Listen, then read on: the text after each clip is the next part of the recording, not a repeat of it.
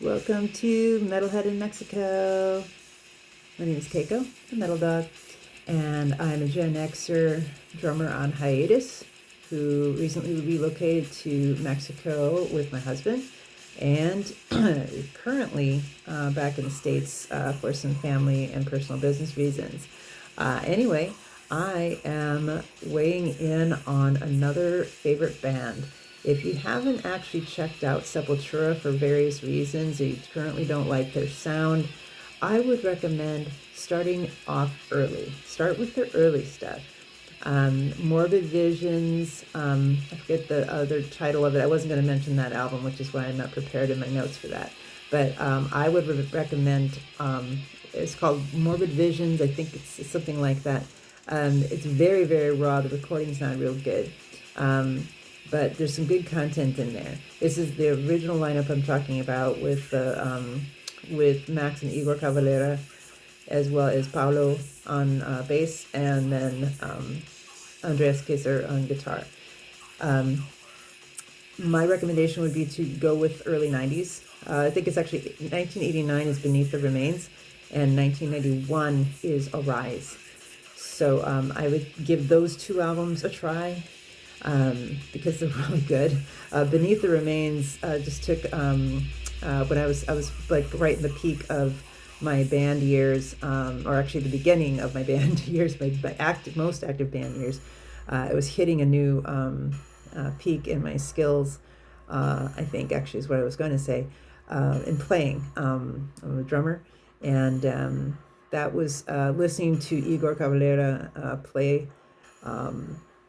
Was quite an eye opener. There's something about his style, and he's gotten so much better too, which is like kind of scary to think because I thought he was a really powerful drummer then. Now he's added technique to it, and and he's just phenomenal. But anyway, those two albums are really good and really powerful. And they do sing in English, but if you don't know much about Sepultura, I suggest you check them out. They're from Brazil, so I'm counting them on my Global South list of bands, even though they're very well known in many circles.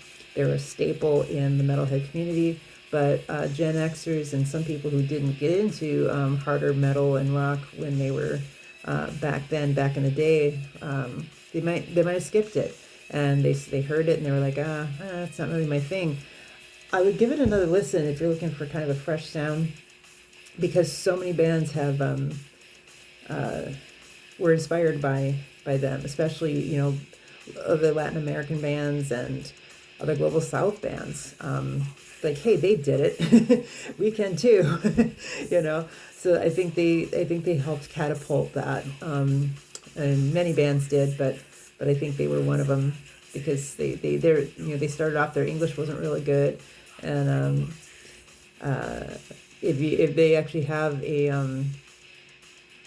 live in Sao Paulo concert, the speed they play at that show is it's out of control, because it's people they slow down for sound separation in the studio. But I swear they just all did like serious lines of coke that night, and just were like, everything was like 75% faster than it normally was. I don't know what happened that night, but it was a great video. But I mentioned it because in between there was these interludes, and I hate it when they do that. I wish they would do like interludes or interviews at the end or something, but they're trying to chop it up to make it interesting, I guess. To me, I was just like, no, I want to just hear the interview and I want to hear the whole set. Thank you very much. But you do hear them interview, and their accents are really thick then. It's just also a very interesting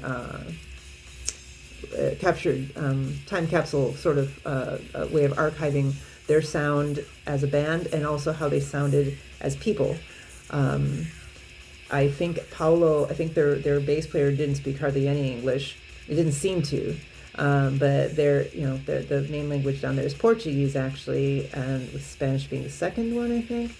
But anyway, you could hear their accent was really heavy then. Anyway, that's a good raw era of them to capture if you haven't already. So I think my recommendation is to always it's, you know, if you don't care for a band's current sound, work your way backward, or actually start at the beginning of their sound and then work your way forward, and you may warm up to them. That was a lesson I learned with another band, which I'll go into another time, because neither metal nor is it falling into the Global South category. But I'll just say I learned my lesson through my husband and people who love me and know that I love music, but sometimes I can get kind of a stick up my ass about, well, it doesn't sound this way or that way. We all have a little bit of, that in us. So anyway, that's about it for now. And so weigh in with your comments. If you have listened to Sepultura, first of all, do you like them? And if so, what's your favorite album? Or what would you recommend? Okay, so that's it for now. Metalhead Mexico, Kane Chef. For now.